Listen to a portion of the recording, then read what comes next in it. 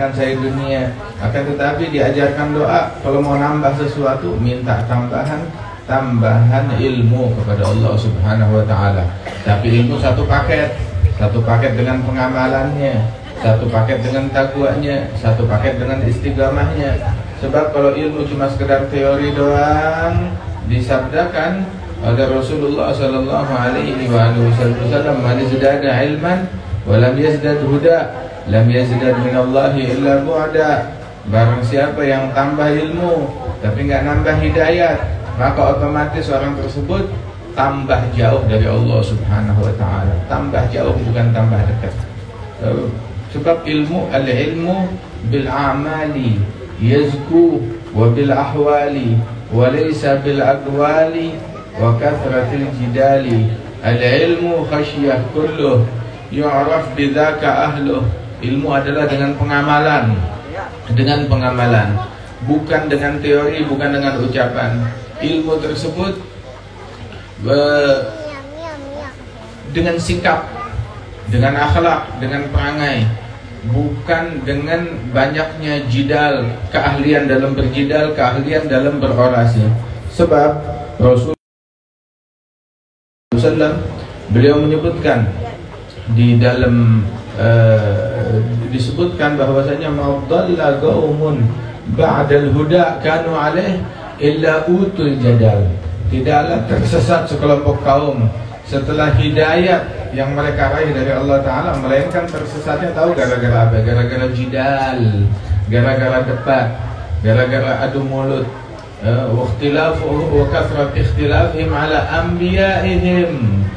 Terlalu banyak bertentangan, cekcok, kritik terhadap hadi ataupun ajaran yang dibawa oleh para nabi-nabi mereka. Karenanya itu Rasulullah SAW, beliau menyebutkan, "Mana haitukum anhu fantahu wa ma amartukum bihi fa'tu bihi mastata'tum." Apa yang saya larang kalian darinya, jauhi sejauh-jauhnya. Apa yang saya perintahkan terhadap kalian, kerjakan semampu kalian. Sesungguhnya innama ahlakal ladzina min qablikum, yang membinasakan umat sebelum kalian, kathratu masailihim wa ikhtilafuhum ala anbiya'ihim. Yang membinasakan umat sebelum kalian karena terlalu banyak komplain, terlalu banyak nanya, dan juga terlalu banyak bertentangan dan komplain, kritik terhadap para nabi-nabinya. Kenapa begini, kenapa begitu, kenapa begini. Dan itulah yang ketika Allah Subhanahu wa ta'ala mengkisahkan tentang Bani Israel yang disuruh menyembelih sapi, bilang sapinya yang bagaimana, warna apa, seperti apa. Sapi potong aja, sapi udah selesai. Tapi mereka nanya, sapi bagaimana, sapi ada banyak, sapi yang mana, yang mana aja. Tapi mereka tetap nanya, mau sapi yang warna apa, bentuknya seperti apa, sifatnya seperti apa. Seandainya mereka enggak bilang insya Allah, maka mereka enggak bakal menemukan sapi tersebut. Subhanallah. Nah, karenanya itu tuntut ilmu, jalankan ilmu, praktekkan dan amalkan ilmu tersebut satu paket. Ilmu berikut takwanya, berikut istiqamahnya. Ilmu bukan dijadikan alat buat berjidal, bukan dijadikan alat buat berdebat, bukan dijadikan alat untuk meraih tahta, kedudukan politik, atau menggalang suara atau dukungan politik. Ilmu bukan buat begitu. Itu namanya racun yang semacam itu. Ilmu sepaket dengan rasa takut kepada Allah Subhanahu wa ta'ala. Innama yakhsyallaha min ibadihil ulama'u. Yang takut kepada Allah dari hamba-hambanya adalah mereka para ulama, orang-orang yang berilmu. Nah, karenanya itu Rasulullah SAW, beliau bersabda di dalam hadis, "Innama bu'ithtu mu'allimah." Aku diutus oleh Allah Ta'ala sebagai muallim, sebagai pengajar, mengajarkan orang, ngebimbing orang ke jalan Allah Subhanahu wa ta'ala. Tapi juga ajarannya Nabi Muhammad, ilmunya satu paket. Dengan apa? Dengan akhlak. Innama bu'ithtu liutammima makarimal akhlak. Aku diutus oleh Allah Ta'ala buat ngajarin akhlak, perangai-perangai yang luhur, budi pekerti yang indah, kata Rasulullah Sallallahu alaihi wasallam. Nah, akhlak kita bagusin. Sebab biar kata ilmu banyak, kalau akhlaknya bejat, nggak ada bagusnya. Ilmu banyak tetapi hawa nafsu, kemudian juga ada kebencian, ada kedengkian, ada kesombongan terhadap binatang, apalagi terhadap manusia, maka enggak guna ilmu tersebut. Nabi bilang di dalam hadis, la yadkhulul jannah man kana fi qalbihi mithqalu dzarratin minal kibir. Enggak bakalan masuk ke dalam surga orang yang di dalam hatinya ada satu titik kesombongan. Siapapun sombong, ilmu harusnya bikin tawadhu, bukan bikin sombong.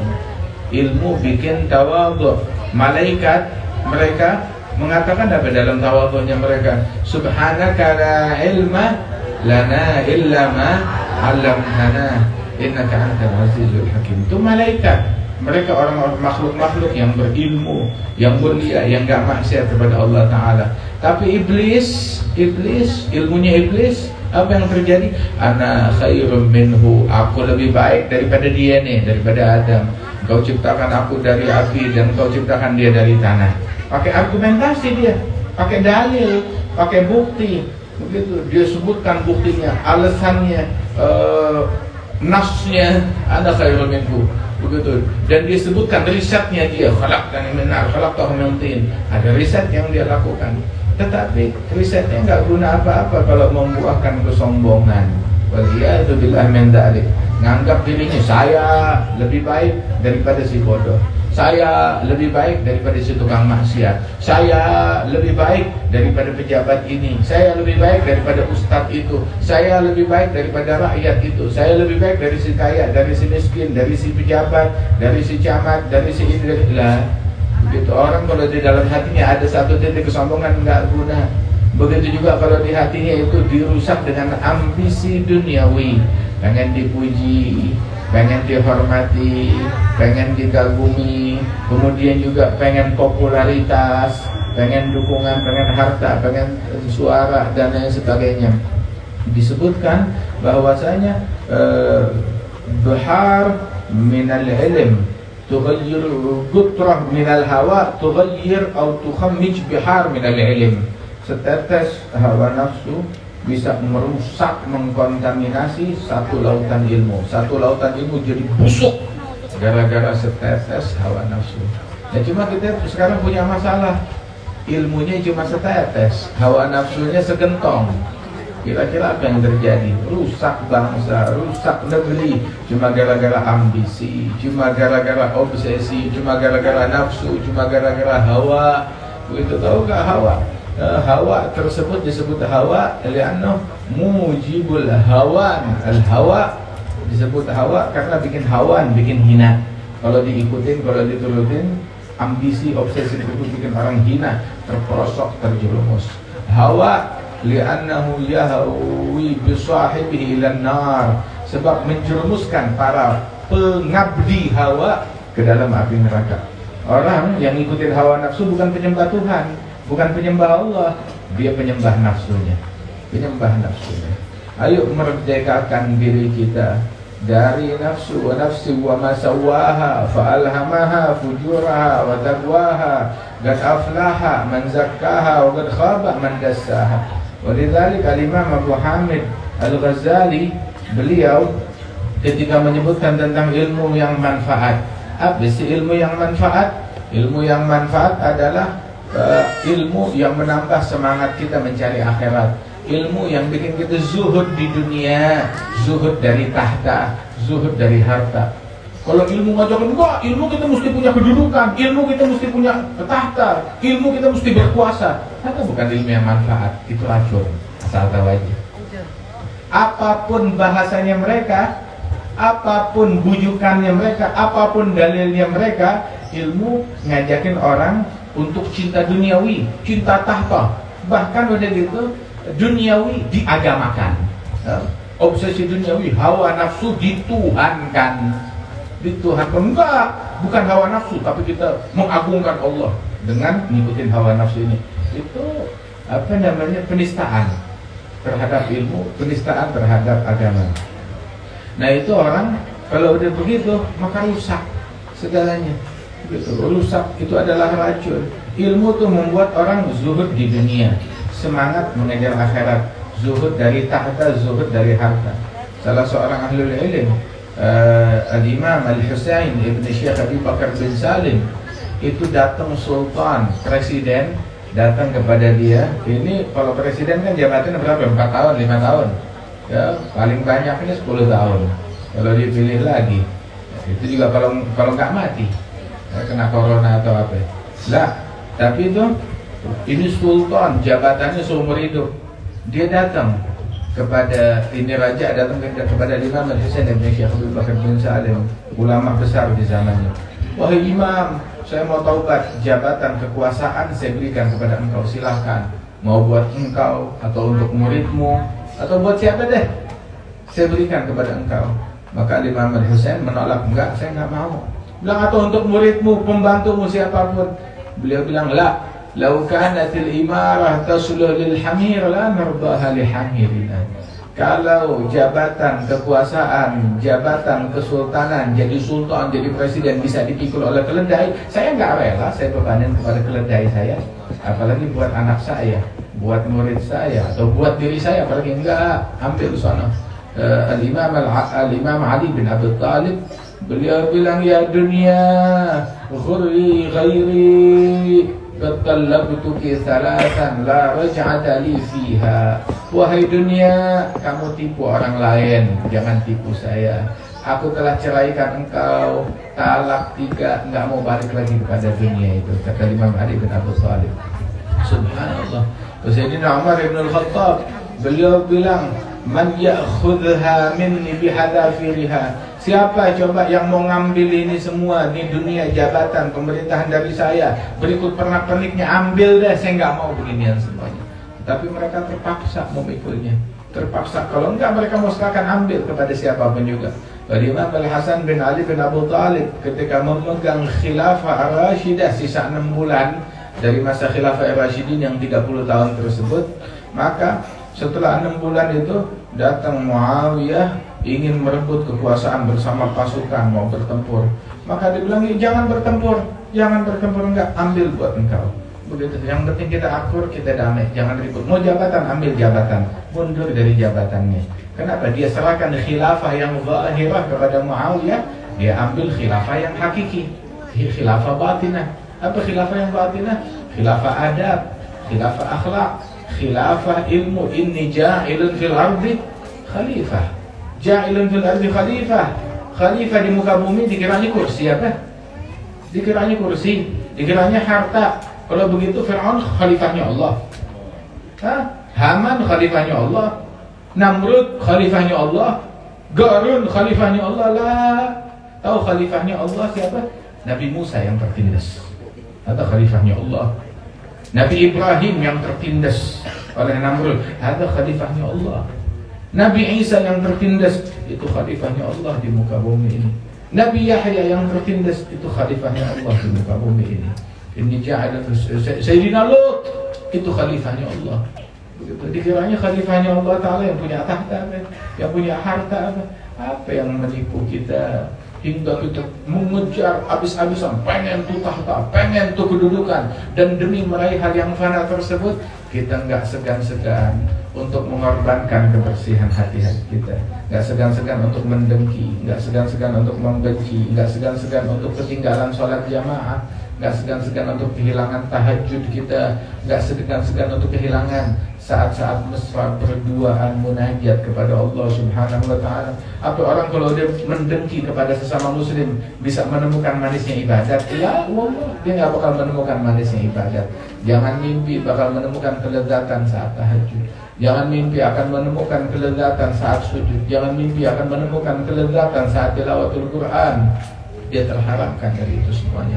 Itu sebagian kaum salihin itu mereka mengatakan bahwasanya laula qiyamul lail wa mujalasatul ikhwan fillah lama ahbabna al-baqa fid dunya. Kalau bukan kelezatan yang kami temukan dalam tahajud qiyamul lail dan ketika kami ngumpul mujalasah duduk bersama para wali-wali dan salihin bersama mereka, kalau bukan dua hal ini maka kami tidak pengen hidup lama-lama di dunia. Nggak pengen hidup lama di dunia. Jadi kiranya dunia buat ngumpulin harta, buat ngumpulin tahta, darul fana, darul ghurur wazzur ma takhda' illa kullu 'abdin maghrur man la basirah lah wala ma'uh nur law kan yubsir la'atabar biman sar biman ghada liturbi wal magabir minal asagir wa minal akabir wal ba'ath ba'da al maut lil mahashir fariqun fil jannah wa fariqun fil nar. Itu dikatakan oleh ulama, dunia ini adalah rumah yang fana. Tahu rumah yang fana? Rumah kematian. Ini dunia ini rumah duka. Siapa yang hadir sini belum punya keluarga yang mudah meninggal dunia? Siapa? Kalau enggak anaknya, kalau enggak bapaknya, kalau enggak kakeknya, kalau enggak suaminya, kalau enggak istrinya, kalau enggak iparnya, kalau enggak adiknya, kalau enggak kakaknya, kalau enggak tetangganya, begitu. Semuanya, dan kita bakalan nyusul. Semua yang hadir sini siapa yang enggak punya, yang enggak pernah ngalamin kematian menimpa keluarga dia. Semuanya darul fana, ini rumah duka, rumah kematian. Darul ghurur wazzur, rumah tipuan, nipu orang, nipu. Yang tertipu dengan hartanya, yang tertipu dengan tahtanya, yang tertipu dengan kedudukan dia. Ada lagi yang tertipu yang lebih bodoh lagi, yang tertipu dengan tahtanya orang lain. Yang dapat tahta orang lain, tapi dia yang ketipu. Dia yang korban akhlak, dia yang korban istiqamah, dia yang korban sholat jamaah, dia yang korban kebersihan hati, dia yang korban ketakwaan, dia yang mengorbankan hubungan dia dengan Allah. Yang dapat keuntungan orang lain. Bodoh kan?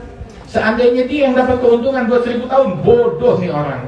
Tapi enggak, yang dapat keuntungan orang lain 1000 kali lebih bodoh lagi. Waliyahullah.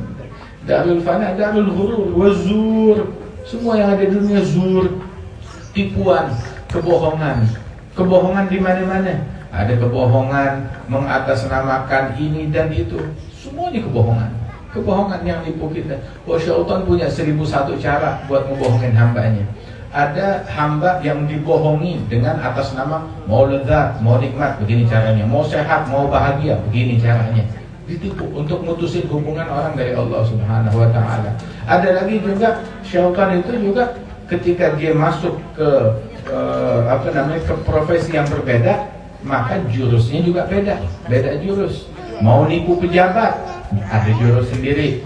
Mau nipu orang yang rakus dunia, rakus harta, ada jurus sendiri. Mau nipu orang yang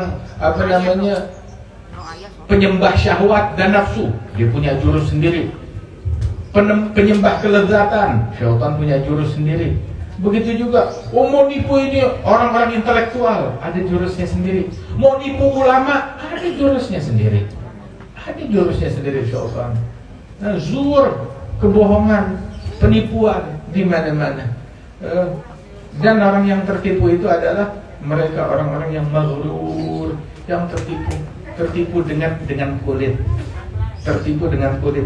So, saya punya kulit durian, dikiranya kulit durian adalah durian. Dia punya bungkus roti, dikiranya bungkus roti adalah roti. Saya punya dus mie instan, dusnya doang, bungkusnya doang, sampahnya doang yang dia punya. Maghrur bil gusyur, dengan kulit. Waliyahullah min dzalik. Siapa dia? Man la basirah lahu wa la ma'hu nur. Orang yang enggak punya pandangan batin. Pandangan batinnya buta. Buta pandangan hatinya. Dibutakan oleh kedengkian, dibutakan oleh kebencian, dibutakan oleh hikid, dibutakan oleh iri, dibutakan oleh cinta duniawi, dibutakan oleh maksiat, dibutakan oleh kemaksiatan, oleh kotoran-kotoran yang hati buta. Sama tuh kayak kaca jendela tebel, ya, atau sama dengan orang yang kotorannya udah tebel, dibutakan dengan itu semuanya. Ya. Andai kan itu cuma di pandangan mata doang masih ringan, tapi enggak, mata hati yang dia bikin buta. La basirah wala ma'hu nur, enggak ada cahaya. Biar kata orang punya mata tapi enggak ada cahaya, apa yang bisa dia lihat? Kita bisa lihat karena ada cahaya matahari di siang hari. Kita bisa lihat di malam hari karena ada cahaya lampu, ada lentera. Tapi biarpun punya mata, cuma nggak punya nur, nggak ada cahaya, dia nggak bisa lihat apa-apa. Oh, kita diberikan hati, akan tetapi nggak diberikan hidayat. Nah, hidayat itu sama seperti nur yang menerangi kita. Mayattaqillaha yaj'al lahu furqana. Yang takwa kepada Allah Ta'ala jadikan furqan, cahaya, dia bisa membedakan mana yang hak, mana yang batil, mana yang mulia, mana yang lebih mulia, mana yang hina, mana yang lebih hina. Bisa membedakan antara beragam perkara. Matal tabis alihil umur, nggak ketipu. Di zaman dirundung fitnah, di dalam masa fitnah tersebut, sa'al halim hayrana, bahkan orang cerdas pun juga menjadi galau, menjadi bingung, ikut-ikutan, ikut latah. Atau orang ulama, orang cerdas, cendekiawan, intelektual, jadi ikut latah di zaman tersebut. Kenapa? Ma ma'unur, ma tarabba inda syuyukh, ma tarabba, la basirah wa la ma'unur. Lau kan yubsir la atabar bimansar. Kalau dia punya basirah, dia punya mata hati, dia bakal mikir, dia bakal mengingat bagaimana orang yang terdahulu dia. Tahu gak? Yang baik adalah yang baik ketika dicabut ruhnya kita. Kira-kira kita begitu ajal menjemput kita, begitu roh sudah di tenggorokan, apa masih kepikiran siapa yang mimpin, siapa yang menang, siapa yang kalah? Masih kepikiran? Kagak. Apa masih kepikiran menunya gado-gado atau kredok? Nggak kepikiran lagi. Udah mau mati, kubur depan mata, roh udah di tenggorokan, mau kredok, mau gado-gado, emang gue pikirin mau siapa yang jadi pemimpin? Masa bodoh. Nanti urusannya sama kubur ini udah depan mata, semenit lagi roh saya dicabut, roh udah di tenggorokan. Wala mikir kursi, wala mikir apapun juga. Dan memang itu, seperti itu dunia tersebut. Wah, kita ditipu sama apa? Apa yang menipu kita? Kematian depan mata kita. Masih aja ribut sama kotoran, masih aja berkutuk sama duniawi. Tiap hari dia buka berita ini, berita itu, kabar ini, kabar itu, media ini, media itu. Quran kagak dibuka, hadis Nabi nggak dibuka, wirid nggak dibuka, ratib nggak dibuka, wirdul latif nggak dibuka. Ayo dibuka pengajiannya, dibuka zikirnya. Tentukan waktu saat untuk merenung, untuk balik, untuk taubat kepada Allah Subhanahu wa Ta'ala. Ini ilmu tuh yang ngebuka mata hati kita akan aib dan kekurangan diri kita sendiri. Itu ilmu yang manfaat, ngebuka aibnya kita, bukan ngebongkar aibnya orang. Ilmu, pengajian ilmu, majelis ilmu, tapi ngebongkar aibnya orang. Ilmu apa itu? Ilmu iblis yang kayak begitu. Kalau ilmu ngebuka aibnya sendiri, ngebongkar, membukakan untuk yang hadir. Begitu dia hadir, oh iya saya punya aib ini, saya punya kurang ini. Oh iya, tutup aurat saya masih belum benar. Oh iya, saya masih belum menjaga batasan benar antara laki dan perempuan. Oh iya, saya masih keluar, masih pakai parfum, kecium parfum saya oleh laki-laki yang bukan muhrimnya. Kata Nabi, dosanya seperti dosa zina. Begitu di dalam hati. Oh iya, itu saya giliran pengajian, tapi giliran hajatan tetap aja campur laki perempuan, joget-jogetan. Lupa sama pengajiannya, lupa sama Quran. Oh, kalau bikin kawinan, sholat semuanya ditunda, pending dulu. Begitu jamaknya bukan zuhur ke asar, asar ke maghrib di jamak. Zuhur ke maghrib di jamak, zuhur ke isya di jamak. Waliyahzubillah min dzalik. Buat dia itu lebih penting apa namanya? Menjaga kebersihan, menjaga make upnya daripada menjaga mukanya di hadapan Allah Subhanahu wa Ta'ala. Nah, kami ini majelis itu buat introspeksi diri kita, untuk membuat diri kita makin takwa, makin akhlak, makin santun. Ini akhlak ke orang bagus, sama laki akhlaknya bejat. Jangan, itu yang berat begitu. Berapa banyak orang lebih ramah sama suaminya orang lain daripada sama suaminya sendiri. Ketemu orang, ramah. Ketemu sama tukang sayur, ramah. Ketemu sama pelanggan, ramah. Ketemu sama siapapun ramah. Bila sama lakinya sendiri, nggak ada ramahnya, nggak ada senyumnya. HP sih lo. Nah, begitu juga orang laki begitu. Sama orang ramah, baik. Tapi giliran udah di rumah sama anak bininya, nggak ada senyumnya, nggak ada ramahnya. Sama juga. Akan tetapi, ayo coba kita benerin diri kita, padahal tuh senyum depan suami sendiri pahalanya gede banget. Begitu juga tuh laki ketika dia bersikap baik santun kepada istrinya sendiri, pahalanya besar banget. Itu adalah manusia terbaik. Khairukum li ahli wa ana khairukum li ahli, khairukum li nisa'i. Binisa'i, yang terbaik di antara kalian, yang paling baik terhadap keluarganya, yang paling baik terhadap kaum wanitanya, dan aku adalah orang yang terbaik terhadap kaum wanitaku, kata Rasulullah Sallallahu Alaihi Wasallam. Yang paling baik, paling santun. Itu Nabi bahkan kalau di rumah, kata Sayyidatuna Aisyah, karena ka'ahadina, seperti salah seorang kita. Ngapain? Apa yang dilakukan Nabi Muhammad kalau di rumahnya? Ikut bantuin nyapu. Nabi Muhammad nyapu rumah, ngepel, bahkan Rasulullah ngejahit bajunya sendiri yang robek, nambel bajunya sendiri, begitu, masang tali sendalnya sendiri, sallallahu alaihi wasallam, begitu, ikut melakukan pekerjaan rumah. Sahib ratib, sini kan kita pada baca ratibnya Al-Habib Abdullah Haddad, Ratibul Haddad. Ada Imamul Haddad, itu beliau dari kecil buta matanya. Itu setelah beliau berkeluarga pun juga beliau bilang kepada istrinya, sisakan buat saya, kasih saya tugas pekerjaan rumah. Belum, enggak, kamu ulama, kamu Habib Abdullah Haddad, kamu udah tahu beres. Bilang enggak, saya pengen sunnahnya Nabi, harus ada kasih saya tugas rumah, kasih saya tugas. Dia minta tugas. Begitu. Bilang semua tugas sudah ada. Bilang walaupun apapun dia kasih saya satu. Ya udah, ada satu tugas apa? Ngebersihin tempat air. Itu tempat air itu dari kulit kambing, begitu. Itu besar, kayak kita ini galon kan. Nah ini kalau dulu tuh galonnya dari kulit bisa dilipat dari kulit. Itu digantungkan dan itu subhanallah, itu pendinginnya mereka. Jadi membuat air lebih sejuk di situ karena ketiup angin, begitu, ketika dituang rasanya juga khas dan juga rasanya lebih sejuk, lebih dingin. Itu bilang tugas sudah nggak ada kecuali satu, kalau air sudah habis di kirbeh, di tempat air kulit itu, nah itu tinggal diturunkan, dilipat aja, diikat, dipinggirin. Bilang walaupun itu dikerjakan oleh beliau Al-Habib Abdullah bin Al-Haddad radhiyallahu anhu wa arbah. Nah karenanya itu, ayo kita hadir majelis ilmu harus makin akhlak, harus makin santun, makin tutup aurat, makin jaga batasan antara laki dan perempuan, makin bakti kepada orang tua, makin silaturahmi. Kemudian juga kita hadir majelis ilmu ini harus makin taat kepada suami. Orang perempuan sih enak, masuk surganya gampang. Orang laki yang ribet masuk surganya. Orang perempuan mau masuk surga gampang.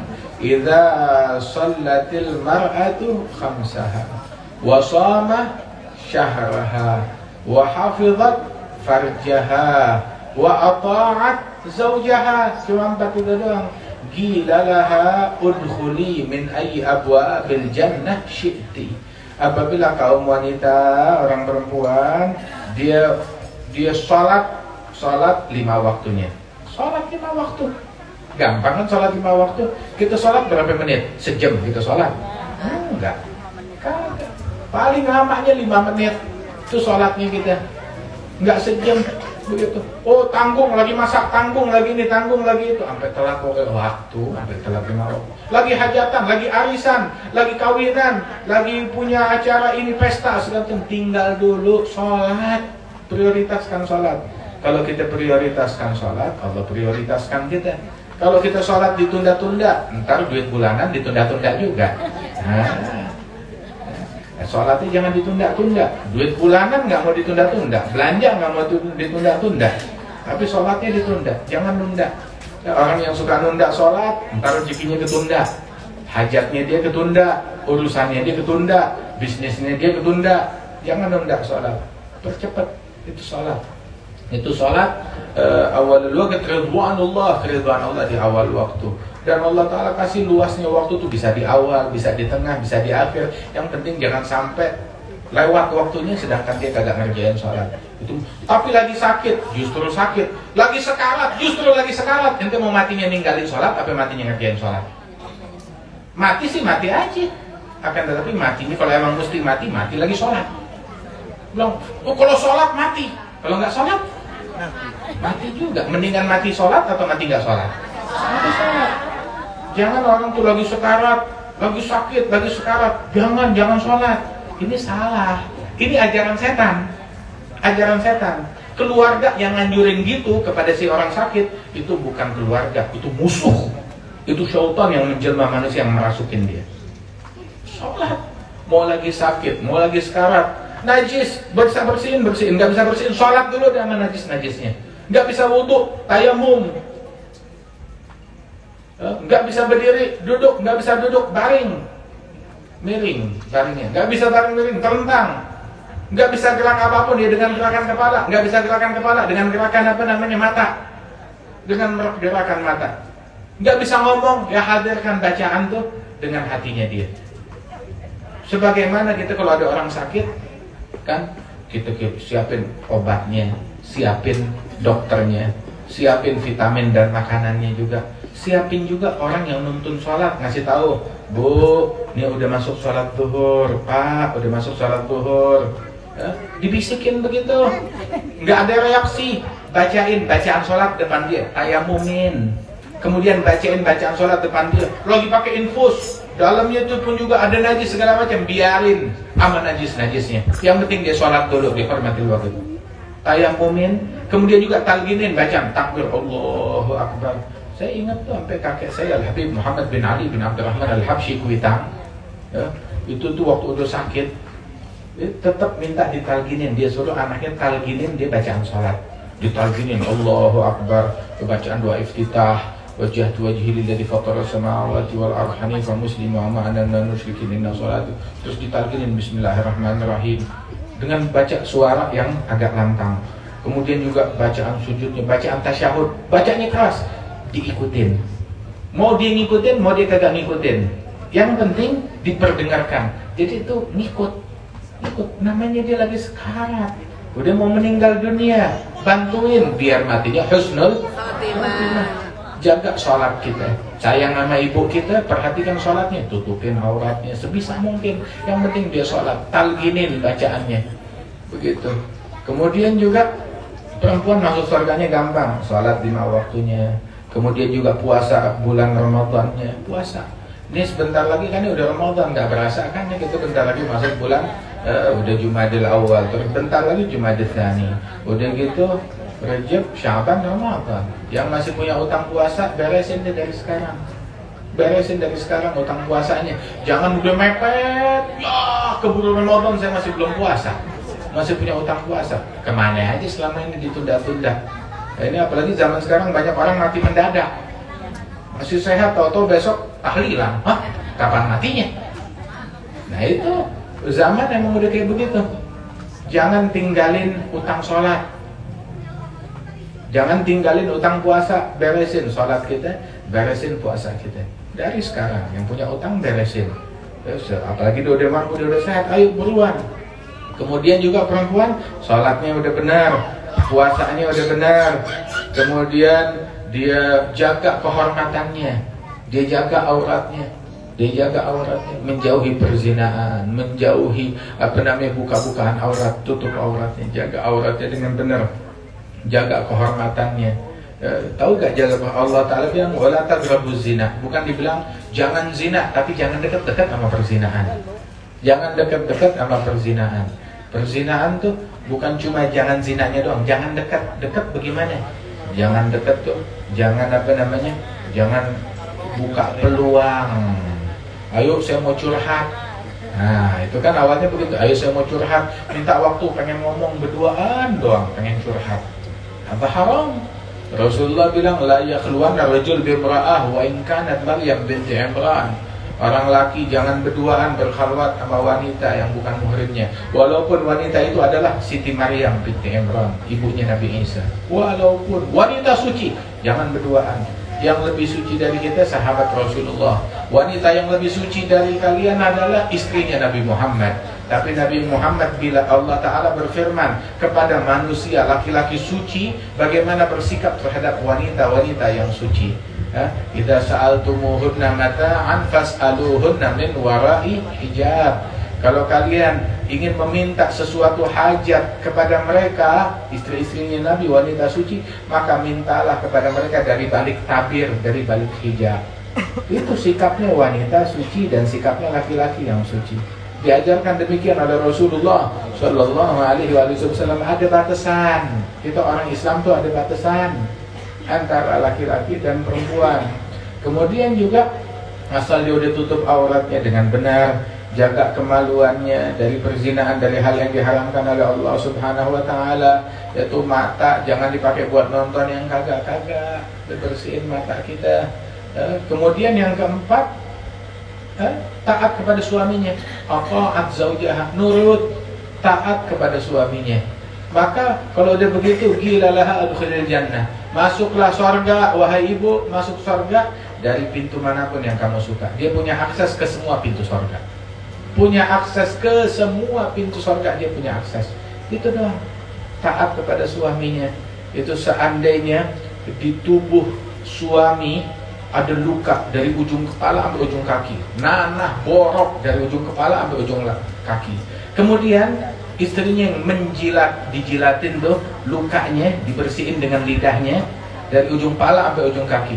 Tetap itu istri masih belum menunaikan haknya suami. Saking besarnya. Rasul bilang di dalam hadis, "Lau amartu ahadan ay yasjuda li ahadin, la amartul mar'a an tasjuda li zawjiha." Kalau saya memerintahkan manusia untuk sujud kepada manusia lain, maka saya bakal perintahkan seorang istri untuk sujud kepada suaminya. Akan tetapi sujud hanya boleh untuk Allah Subhanahu Wa Taala.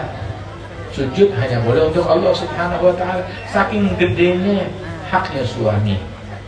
Itu katanya Sayyidina Abdurrahman bin Auf, ayyuma imra'atin kalihat fi wajh zawjiha fahiya fi sakhatillah hatta tabhaka fi wajhih.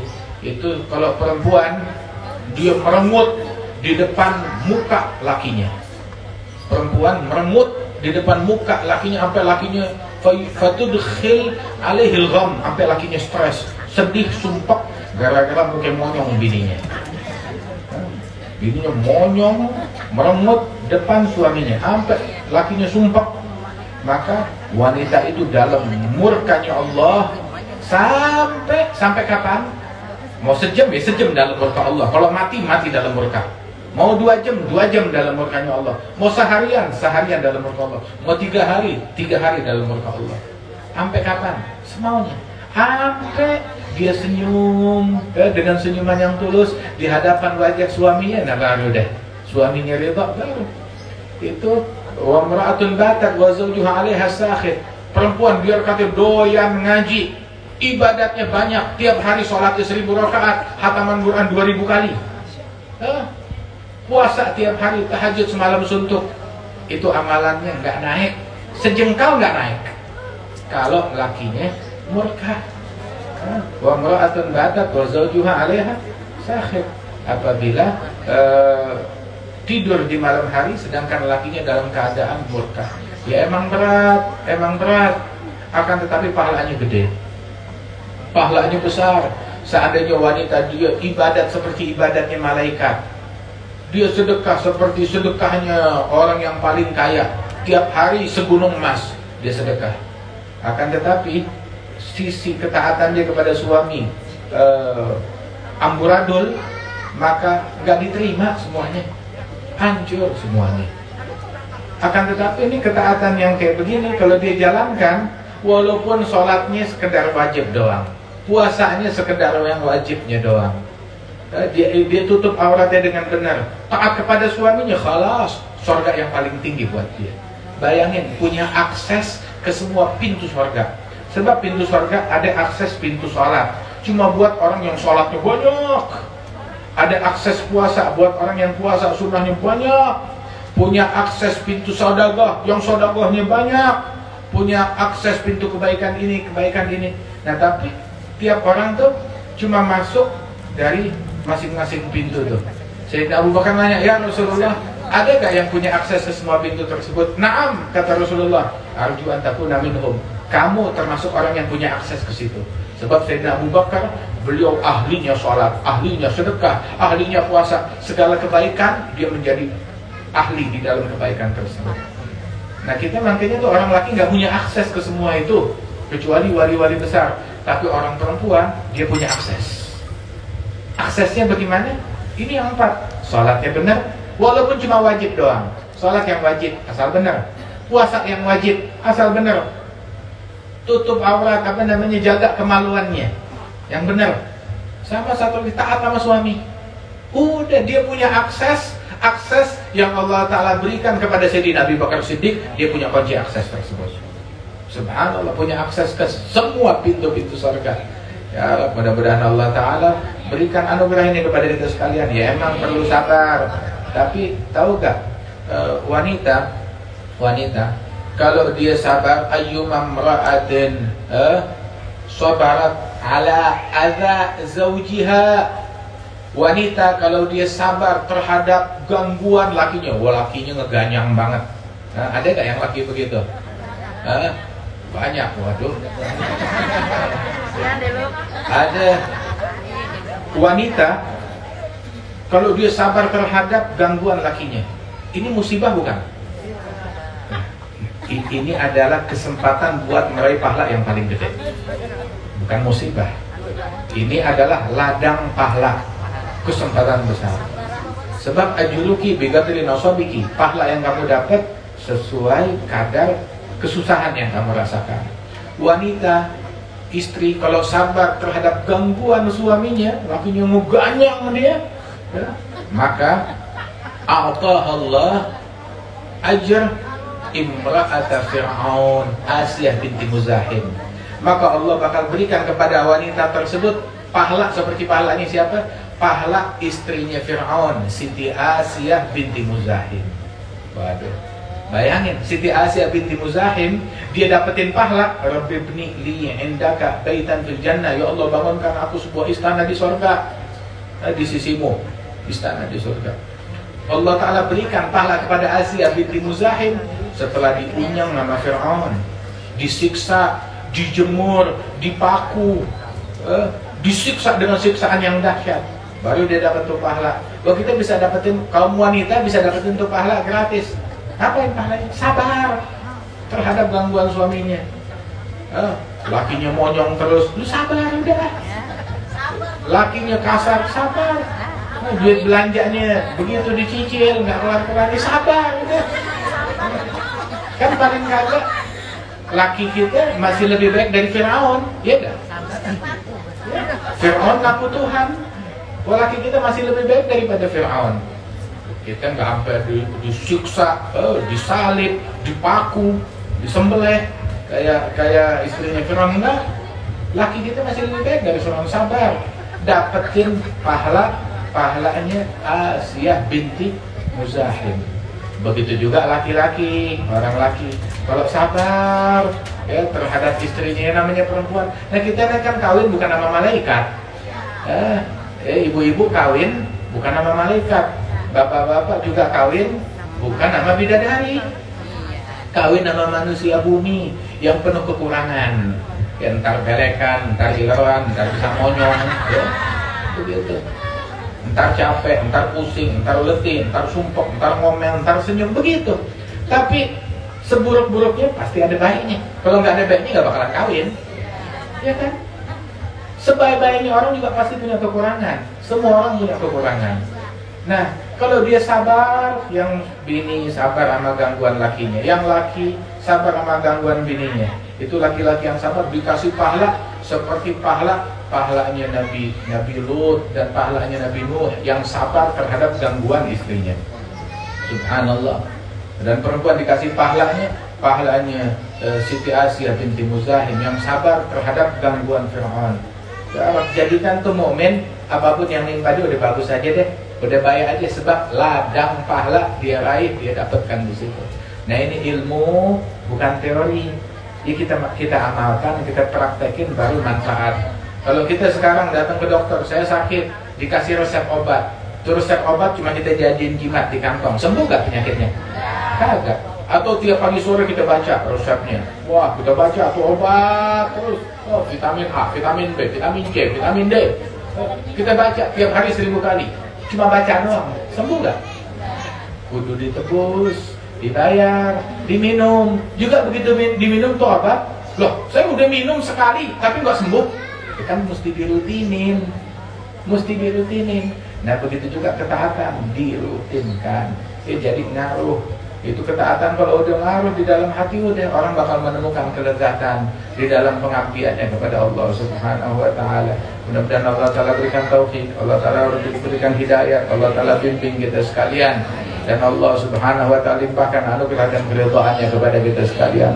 Allahumma ja'al jam'ana hadza jam'an marhuma, تفرقنا من بعده تفرقا معصوما، لا تجعل فينا ولا منا ولا معنا شقيا ولا محروما، اهدنا بهداك، اجعلنا ممن يسارع في رضاك، لا تولنا وليا سواك، لا تجعلنا ممن خالف امرك وعصاك.